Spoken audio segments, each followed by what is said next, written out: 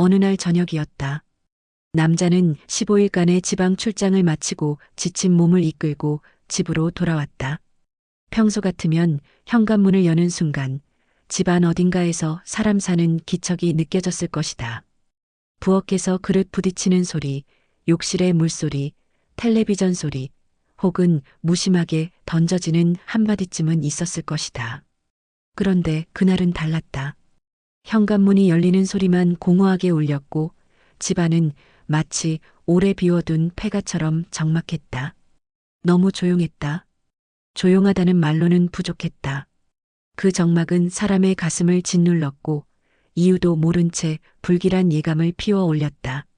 남자는 신발도 제대로 벗지 못한 채 거실을 둘러보았다. 식탁 위엔 아무것도 없었다. 냉장고는 텅 비어 있었고 소파 위에 늘 아무렇게나 걸쳐져 있던 얇은 겉옷도 보이지 않았다. 그는 순간 설명할 수 없는 서늘함을 느꼈다. 뭔가 잘못됐다는 생각은 언제나 이성보다 먼저 몸으로 온다. 남자는 침을 한번 삼키고 안방으로 들어갔다.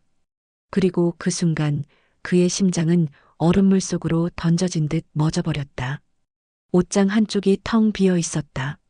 화장대 위의 병들, 작은 장신구들, 자주 들고 다니던 가방, 서랍 깊숙이 넣어 두던 서류들, 그녀의 흔적이 있어야 할 자리마다 텅 빈 공기만 남아 있었다. 가장 먼저 눈에 들어온 것은 커다란 여행용 가방이 사라졌다는 사실이었다. 순간 남자의 머릿속이 새하얘졌다. 그는 다급히 휴대전화를 꺼내 전화를 걸었다. 한 번, 두 번, 세 번. 신호는 갔다. 하지만 받지 않았다. 그는 다시 걸었다. 혹시 무슨 일이 생긴 건 아닐까? 사고가 난 건 아닐까? 쓰러진 건 아닐까? 잠깐 어디 나간 건 아닐까? 별의별 생각이 다 들었다. 그러나 시간은 흐르고 전화는 끝내 연결되지 않았다. 다음 날 다시 걸었을 때는 차라리 더 잔인했다. 정지된 번호입니다. 기계적인 음성이 흘러나오는 순간 그는 자신의 등골을 타고 식은 땀이 흘러내리는 것을 느꼈다. 그제야 그는 황급히 집안 곳곳을 뒤지기 시작했다. 통장, 카드, 인감, 서류. 손이 떨렸다. 서랍은 마구 열렸다 닫혔고 종이들은 바닥에 흩어졌다. 남자는 거의 비틀거리듯 은행으로 향했다. 기계에 카드를 넣고 잔액 조회 버튼을 누르는 그 몇 초가 영원처럼 길었다. 그리고 숫자가 떠올랐다. 잔액은 바닥이었다. 정확히는 수천만 원이 깨끗하게 빠져 있었다. 그는 한동안 화면을 바라만 보았다. 사람은 너무 큰 충격을 받으면 소리도 지르지 못한다. 머릿속이 멈추고 심장이 텅 빈 쇳덩이처럼 가라앉는다. 은행 기계 앞에서 꼼짝 못하고 서 있던 그는 그제야 깨달았다. 그녀는 떠난 것이 아니었다. 남자를 비워놓고 집을 비워놓고 통장을 비워놓고 인생까지 비워놓고 사라진 것이었다. 남자가 그녀를 처음 만난 것은 몇 해 전 겨울이었다. 외로움이 짙게 내려앉던 계절, 그는 인터넷 공간에서 한 여자를 알게 되었다. 먼 나라에서 왔다고 했다. 타향살이가 힘들다고 했다. 가족도 멀리 있고 아는 사람도 적고 세상은 차갑고 미래는 불안하다고 했다. 남자는 그녀의 문장들에서 기이할 정도로 짙은 쓸쓸함을 느꼈다. 그리고 그 쓸쓸함이 이상하게도 자기 외로움과 닮아 있다고 생각했다. 둘은 자주 연락했고 자주 만났고 천천히 가까워졌다. 그녀는 웃을 때 참 연약해 보였고 울 때는 세상 모든 상처를 혼자 떠안은 사람처럼 보였다. 남자는 어느새 자신이 그녀를 지켜주고 싶어 한다는 사실을 인정하게 되었다. 처음엔 소소한 부탁들이었다. 식비가 모자라다. 휴대전화 요금이 밀렸다. 서류를 준비해야 한다. 몸이 아프다. 집세가 급하다. 남자는 별 생각 없이 도와주었다. 사랑은 원래 계산하지 않는 것이라고 믿었기 때문이다. 그러던 어느 날 그녀가 조심스럽게 입을 열었다. 체류 자격 문제였다. 시간이 얼마 남지 않았다고 했다. 그러면서 둘이 이미 함께할 마음이라면 혼인신고를 하는 것이 어떻겠냐고 물었다. 남자는 망설였지만 오래 망설이지 못했다. 이미 마음이 기울어 있었고 무엇보다 그녀를 잃고 싶지 않았다. 그렇게 두 사람은 서류상으로도 부부가 되었다. 남자는 그날을 새로운 인생의 시작이라고 믿었다. 늦게 찾아온 인연, 늦게 주어진 행복, 외로운 중년의 삶 끝에 찾아온 따뜻한 동반자라고 믿었다. 그러나 지금 와서 돌이켜보면 그때부터 이미 그의 불행은 차근차근 준비되고 있었는지도 몰랐다. 결혼 후 그녀는 생활의 중심으로 파고들었다. 월급 통장 관리도 자신이 하면 더 알뜰하다고 했고 집안 살림도 자신이 맡으면 안정적일 거라고 했다. 남자는 별다른 의심 없이 통장을 맡겼다. 어차피 부부인데 한 집에 사는데 무엇을 그렇게 따지겠냐고 생각했다. 그녀는 차가 필요하다고 했다. 버스 타기가 힘들다고 했다. 남자는 할부로 차를 마련해 주었다.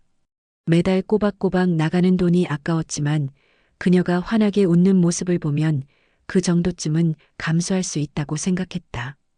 그런데 어느 날 그녀는 아무렇지도 않게 차를 팔았다고 말했다. 남자는 놀랐지만 크게 따지지 못했다. 그녀는 늘 그럴듯한 이유를 말했다. 더 싼 차를 구하면 된다. 급한데 쓸 돈이 있다. 잠시만 그렇게 하자. 남자는 이상하다고 느끼면서도 끝내 넘겼다. 사람은 사랑하는 사람 앞에서 의심을 미루는 법이다. 아니, 어쩌면 의심이 들수록 더 믿으려 애쓰는지도 모른다. 그 무렵부터 그녀는 자주 고향 이야기를 꺼냈다. 먼 남쪽 나라에 땅이 있다고 했다. 지금 사두면 몇 년 안에 값이 크게 오른다고 했다. 아는 사람도 샀고 친척도 샀고 벌써 몇 배가 됐다고 했다. 처음엔 남자도 웃어 넘겼다. 하지만 그녀는 집요했다. 밥을 먹을 때도 잠들기 전에도 기분이 좋을 때도 서운한 척할 때도 그 이야기를 꺼냈다. 당신을 위해서 그러는 거예요. 그 말이 치명적이었다. 자신을 위해서라니. 남자는 끝내 마음이 흔들렸다. 그가 평생 모아놓은 돈, 노후를 위해 남겨둔 돈, 갑작스러운 병원비나 생활고를 대비해 움켜쥐고 있던 마지막 안전망 같은 돈이 조금씩 풀려나가기 시작했다. 결국 큰 돈이 한 번에 움직였다. 문제는 명의였다. 외국 땅은 남자 이름으로 할 수 없다고 했다. 현지 규정상 어렵다고 했다. 그녀 이름으로 해두는 수밖에 없다고 했다. 남자는 불안했지만 이미 수많은 선을 넘어와 있었다. 그녀를 믿지 않으면 여기까지 온 자신의 모든 선택이 무너지는 것 같았기 때문이다. 그래서 그는 사인했다. 돈은 나갔고 땅은 그녀 이름으로 묶였다. 그때 그는 몰랐다. 자신의 노후, 자신의 존엄, 자신의 인생 마지막 버팀목까지 타인 명의로 넘겨준 셈이라는 사실을. 이상한 장면들은 그 이후부터 더욱 또렷해졌다. 그녀는 유난히 자주 고향에 다녀왔다. 가족이 아프다, 친척에게 일이 생겼다, 급하게 들어가 봐야 한다며 해마다 몇 차례씩 비행기를 탔다. 갈 때마다 돈이 필요했다. 몇백만 원이 한 번에 나갔다. 처음에는 정말 급한 일인가 보다 했지만 그런 일이 반복될수록 설명은 비슷했고 결과는 항상 불투명했다. 무엇보다 그녀는 밤마다 누군가와 통화했다. 목소리는 낮았고 말투는 남자에게 보이던 것과 달랐다. 어떤 밤에는 방을 옮겨가며 통화했고 어떤 밤에는 통화를 끝낸 뒤 유난히 예민해졌다. 남자는 물었다. 누구냐고. 그녀는 늘 같은 대답을 했다. 가족이에요. 친척이에요. 오래 아는 사람이에요. 그러나 그 대답은 오래가지 못했다. 의심이 머릿속에 한번 피어나면 사람은 작은 표정 하나에도 의미를 붙이게 된다. 그러던 어느 날 남자는 집 안서랍 깊숙한 곳에서 낯선 서류를 발견했다. 누렇게 접힌 판결문이었다. 그는 무심코 펼쳐보았다가 손끝이 얼어붙는 듯한 충격을 받았다. 거기에는 그녀의 이전 결혼에 대한 흔적이 남아 있었다. 더 충격적인 것은 내용이었다. 전 남편과의 금전 문제, 현지 부동산 문제, 돌려주어야 할 돈, 약속과 파기, 다툼과 책임. 남자는 한 장 한 장 넘길수록 숨이 막혔다. 너무 닮아 있었다. 지금 자신이 겪고 있는 상황과 그 판결문 속 과거의 사정이 소름 끼치게 닮아 있었다. 그 순간 남자의 가슴 속 어딘가에서 아주 늦게 도착한 깨달음이 피를 토하듯 솟구쳤다. 혹시 자신은 사랑한 것이 아니라 정교하게 짜인 함정 속으로 걸어 들어간 것 아닐까? 하지만 그 깨달음은 너무 늦었다. 이미 그의 돈은 거의 빠져나간 뒤였다. 그리고 얼마 후 그녀는 완전히 사라졌다. 집은 비었고 번호는 정지되었고 통장은 바닥났고 차도 없어졌고 함께 사둔 것이라 믿었던 것들 중 그 어떤 것도 남자 손에 남아있지 않았다. 남자가 하나하나 계산해 보니 사라진 돈은 상상 이상이었다.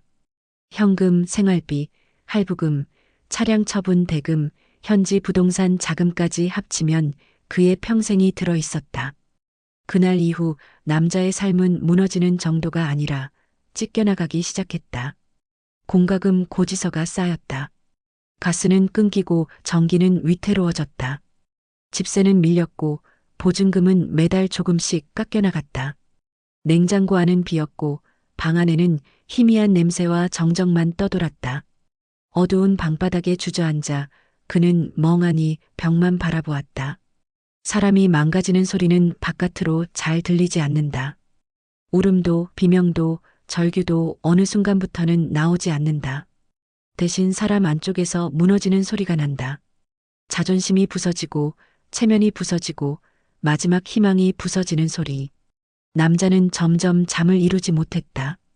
새벽 2, 3시까지 눈만 감고 누워 있다가 갑자기 벌떡 일어나 숨을 몰아쉬었다.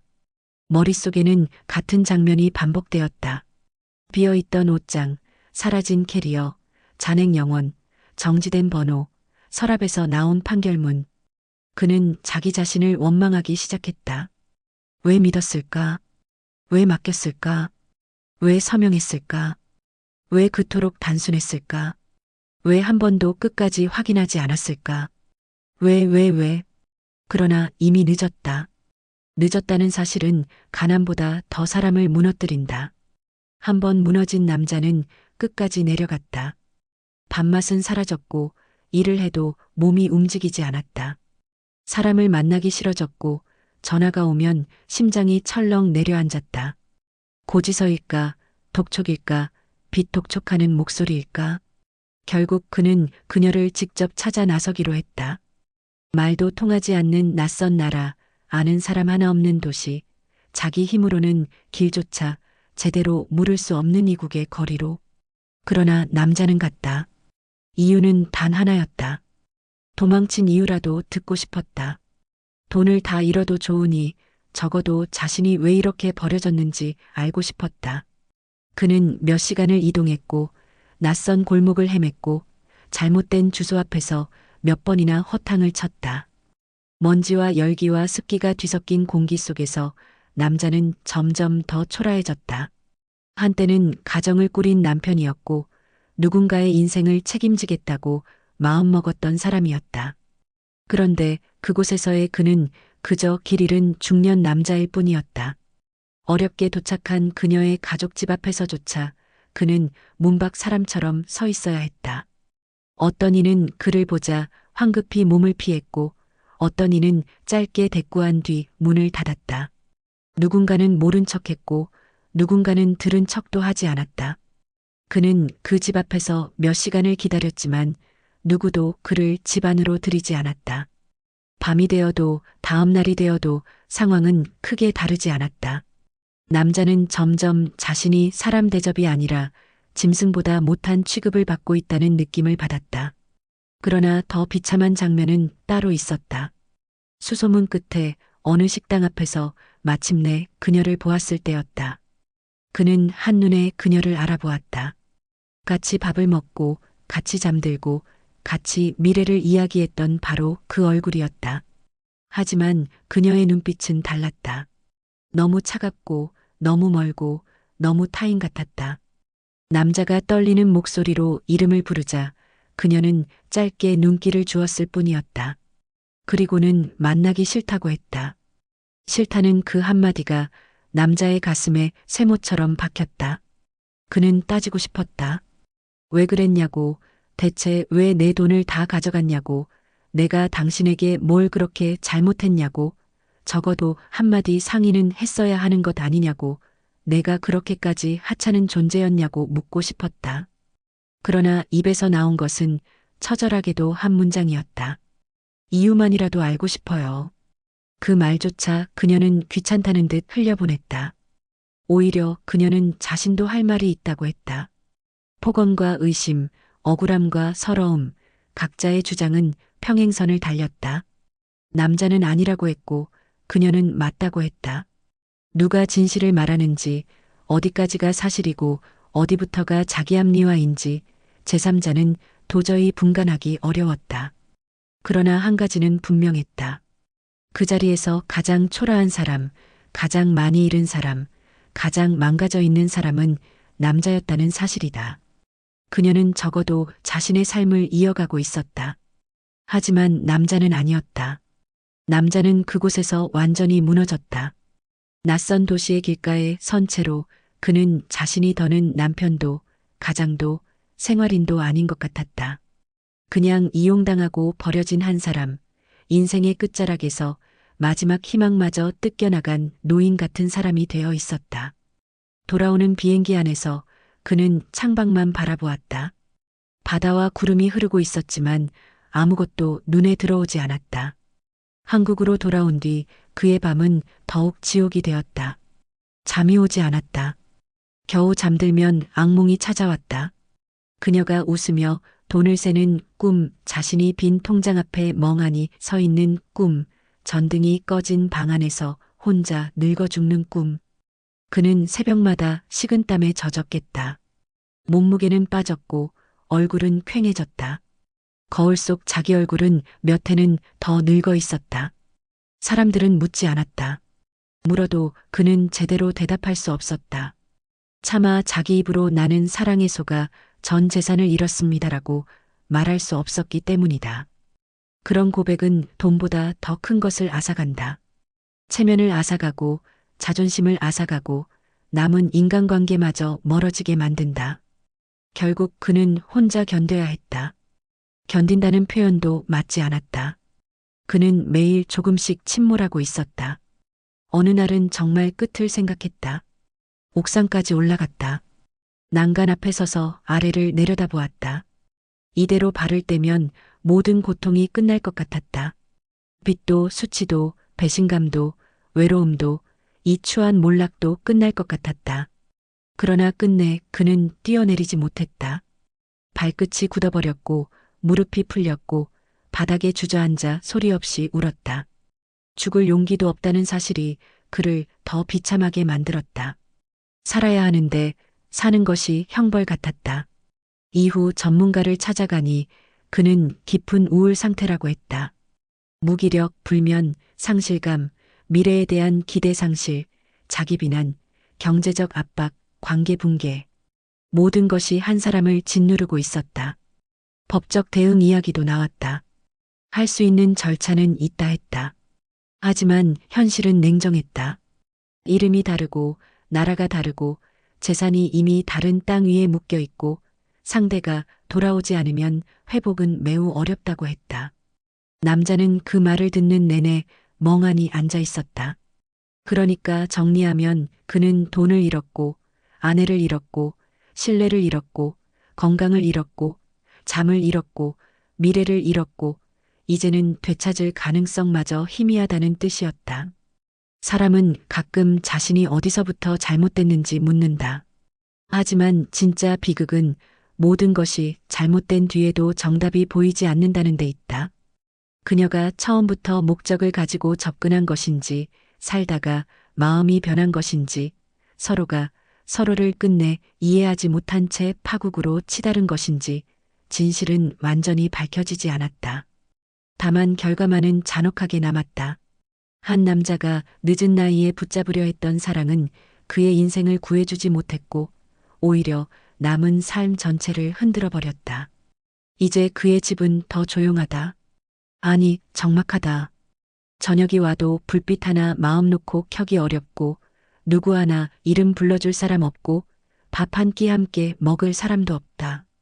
한때는 그녀를 위해 차를 사고 돈을 맡기고 미래를 이야기하던 사람이 이제는 밀린 공과금 봉투 사이에서 한숨만 쉰다.